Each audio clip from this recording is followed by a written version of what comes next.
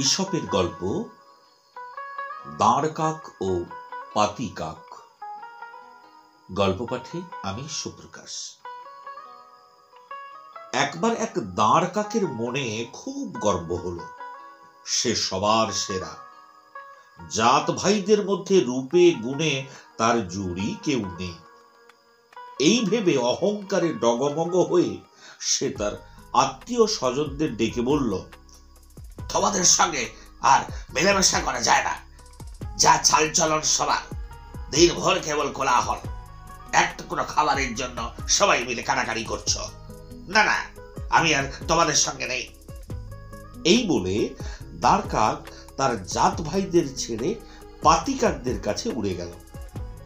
সেই সময় এক ঝাঁক পাতি কাক এক পাকুড় গাছে তাদের সভা বসিয়েছিল। দাঁড় কাককে তারা চিনত না, তাই সকলে তাদের কথা বন্ধ করে নতুন অতিথিকে দেখতে লাগলো। দাঁড় কাক পাতি কাকদের ডেকে বলল, ভাই সব, তোমাদের দেখে শুনে আমার নিজের মতোই মনে হলো, তাই তোমাদের সঙ্গে থাকতে এলাম। তোমরা বেশ চটপটে আর বুদ্ধিমান, দেখতেও ছিমছাম। এতদিন যাদের সঙ্গে ছিলাম তাদের কথা কি বলবো। দেখতে যেমন কদাকার, তেমনি গবেট। নড়ে বসতে তাদের দিন কারবার হয়। ওদের সঙ্গে আমি একেবারেই বেমানান, তাই তোমাদের কাছেই চলে এলাম।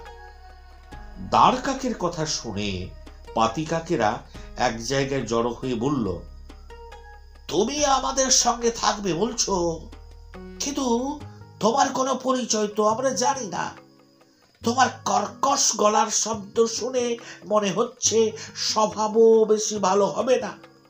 এখানে তোমার সুবিধে হবে না।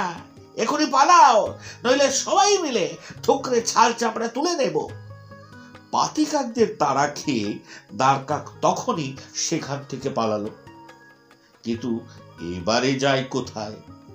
নিজের আত্মীয় বন্ধুদের তো আগেই অপমান করে এসেছে। তার তখন হুঁশ হলো, কাজটা মোটেই ভালো করেনি। জাত ভাইদের হেনস্থা করে অন্য জাতের কাকদের আপন হতে গিয়ে খুবই ভুল করে ফেলেছে। যাই হোক, শেষ পর্যন্ত নিরুপায় হয়ে সে তার জাত ভাইদের মধ্যেই ফিরে গেল। কিন্তু এবার সে সেখানেও ঠাঁই পেল না। নিন্দে মন্দ করে একবার যাদের ছেড়ে চলে গেছে তারা কেন তাকে মেনে নেবে? দাঁড় কাকেরা তাকে অপমান করে তাড়িয়ে দিল। সেদিন থেকে দাঁড় কাক দল ছাড়া বন্ধুহীন হয়ে ঘুরতে লাগলো।